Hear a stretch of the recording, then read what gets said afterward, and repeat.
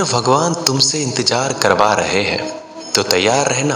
वो उनसे कहीं ज़्यादा देने वाले हैं जितना तुमने मांगा है। जिस तरह लोग मुर्दे इंसान को कंधा देना पुण्य समझते हैं, काश इस तरह जिंदा इंसान को सहारा देना पुण्य समझने लगे तो जिंदगी आसान हो जाएगी। मत सोच इतना जिंदगी के बारे में, जिसने जिंदगी दी है उसने भी तो कुछ सोचा होगा। बेवजह ही नहीं होती लोगों से मुलाकात, किसी से सबक मिलता है तो किसी से ज्ञान।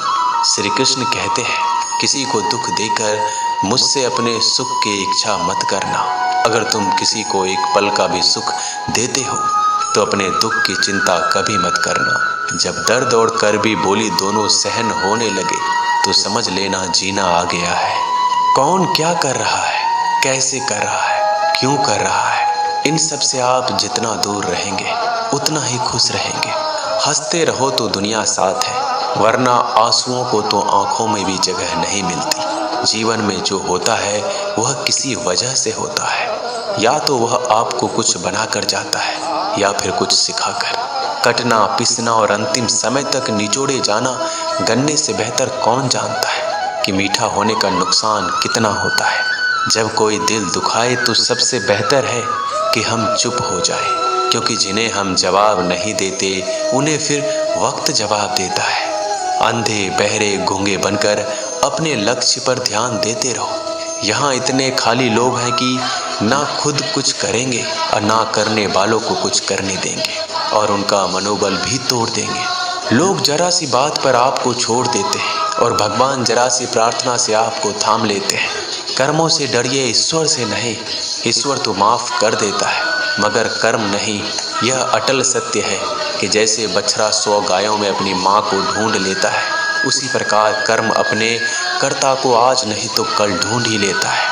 नीयत साफ और मकसद सही हो तो यकीनन किसी न किसी रूप में ईश्वर भी आपकी मदद करते हैं। जिंदगी में जितना शांत रहोगे अपने आप को उतना ही मजबूत पाओगे, क्योंकि लोहा ठंडा होने पर मजबूत होता है। गरीब रहोगे कोई ध्यान नहीं देता, मेहनत करोगे तो सब हंसेंगे, लेकिन जब कामयाब हो जाओगे तो सब जलेंगे। जिंदगी वो हिसाब है जिसे पीछे जाकर सही नहीं किया जा सकता। इसलिए आज में सुधार करें और पुरानी बातों को अनुभव की तरह इस्तेमाल करें। जिस जिंदगी में उत्साह, लक्ष्य और अनुशासन ना हो उसे जिंदगी जीना नहीं, जिंदगी काटना कहते हैं। कभी कभी आप बिना कुछ गलत किए भी बुरे बन जाते हैं, क्योंकि जैसा लोग चाहते थे आप वैसा नहीं करते। जिस मनुष्य के हृदय में सच्ची मानवता हो उसकी सोच हमेशा यही होगी कि मुझे मिला हुआ दुख किसी को ना मिले और मुझे मिला हुआ सुख सबको मिले। मैंने हंसकर भी देख लिया और रोकर भी देख लिया, किसी को पाकर किसी को खोकर भी देख लिया। ये जान लिया कि जिंदगी वही जी सकता है जिसने अकेले जीना सीख लिया। जिंदगी बहुत कुछ सिखाती है, थोड़ा रुलाती है, थोड़ा हंसाती है। खुद से ज़्यादा किसी पे भरोसा मत करना, क्योंकि अंधेरे में तो परछाई भी साथ छोड़ देती है। अगर कोई आपको सच्चा प्यार करता है तो वह आपको समय जरूर देगा, आपकी हर स्थिति में साथ देगा, हमेशा आपके लिए समर्पित रहेगा, क्योंकि सच्चा प्यार एक दूसरे की खुशियाँ चाहेगा, आंखों में पानी नहीं। लोहे को कोई नष्ट नहीं कर सकता, बस उसका जंग उसे नष्ट कर सकता है। इसी तरह आदमी को कोई और नहीं बल्कि उसकी सोच ही नष्ट कर सकती है। इसलिए सोच अच्छी रखो, फल अच्छा ही होगा। इतना कमज़ोर मत बनो कि कोई भी आपको तोड़ सके, बल्कि इतना मजबूत बनो कि आपको तोड़ने वाला खुद ही टूट जाए। दर्द आपको मजबूत बनाता है, डर आपको बहादुर बनाता है, अनुभव आपको सिखा देता है। जिस दिन हम समझ जाएंगे कि सामने वाला गलत नहीं, सिर्फ आपकी सोच हमसे अलग है, उस दिन जीवन में सब दुख दूर हो जाएंगे। क्यों रोते हो? मन का ना होने पर जो लिखा है वही होकर रहेगा। एक रास्ता बंद करने से पहले भगवान 10 रास्ते खोल देते हैं। गर्मी के मौसम में पत्ते सूखने के बाद भी पंछी घोंसला नहीं छोड़ते, क्योंकि वो जानते हैं फिर से बरसात आएगी और पेड़ पर नए पत्ते आएंगे। जो हुआ उसे भूलकर नई शुरुआत करो और याद रखो, जिसका कोई नहीं होता उसका भगवान होता है।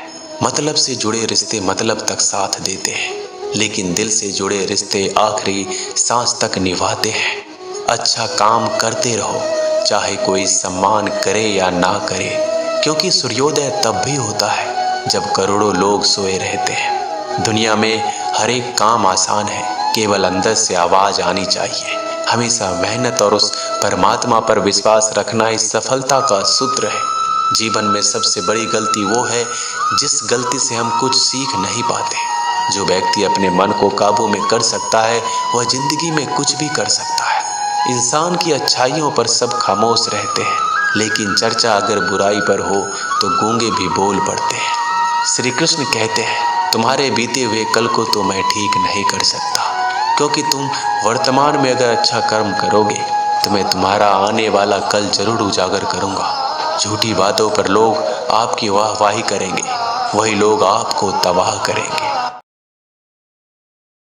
क्या ही होगा, हम तो हमेशा ही सोच लेते हैं, मगर अच्छे से अच्छा क्या होगा हम ये कभी नहीं सोचते। जो ईश्वर रात को पेड़ पर बैठे पक्षियों को कभी गिरने नहीं देता, तो सोचो वह तुम्हें अकेला और बेसहारा कैसे छोड़ सकता है।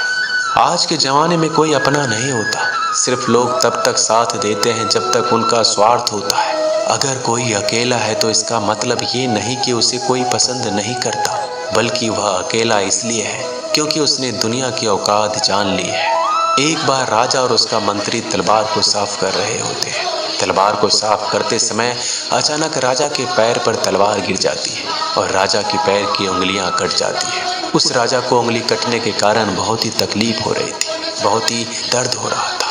लेकिन उसका मंत्री कहता है, शांत रहिए महाराज, जो कुछ भी होता है अच्छे के लिए होता है। राजा को यह बात सुनकर गुस्सा आ जाता है। वह मंत्री से कहता है कि मेरी उंगली टूट गई और तुम कह रहे हो अच्छे के लिए हुआ। वो मंत्री राजा को समझाने की कोशिश करता है, पर वो नहीं मानता और बिना सुने गुस्से के कारण मंत्री को काल कोठरी में बंद करने का आदेश दे देता है। पर मंत्री को इस बात का कोई दुख नहीं था, क्योंकि उसका अभी भी यही कहना था कि जो होता है अच्छे के लिए होता है। वो अपनी खुशी से ही अपने आप को सैनिक के हवाले कर देता है। राजा इस बात को सुनकर चौंक जाता है, सोचता है कि मेरा मंत्री कितना मूर्ख था। उसे लग रहा था कि मैंने उसे अच्छाई के लिए कैद कर दिया। इस घटना के 3 महीने बीत जाते हैं। एक दिन राजा अपने सैनिकों को लेकर शिकार करने के लिए जंगल में जाता है। राजा को एक हिरन दिखता है। हिरन का पीछा करते करते राजा घने जंगलों में चला जाता है। वह हिरन को पकड़ नहीं पाता और जंगलों में खो जाता है। वो बाहर आने के लिए रास्ता ढूंढता है, लेकिन रास्ता उसे नहीं मिलता। तभी कुछ आदिवासी लोग उसे घेर लेते हैं। उन लोगों को पता नहीं था कि वह राजा है। वो लोग अपने देवता को बलि चढ़ाने के लिए एक इंसान को ढूंढ रहे थे। आदिवासी लोग राजा को पकड़कर अपने इलाके में ले जाते हैं। राजा उनको बार बार समझाने की कोशिश करते हैं, लेकिन वो लोग कुछ भी नहीं समझ रहे थे। वो लोग खुशी से नाचते हैं और राजा को नहलाकर बलि चढ़ाने के लिए उनको कपड़ा पहनाते हैं। अब राजा को लगता है कि वो मरने वाला है। जब आदिवासी लोगों का मुखिया राजा को मारने जाता है, तब देखता है कि राजा की पैर की उंगली कट चुकी है। इसको देखकर उसका मुखिया कहता है कि इस इंसान की बलि नहीं दी जा सकती, क्योंकि ये इंसान पूरा नहीं है, एक अंग कटा हुआ है और उनके भगवान को एक पूरे इंसान की बलि ही दी जा सकती है।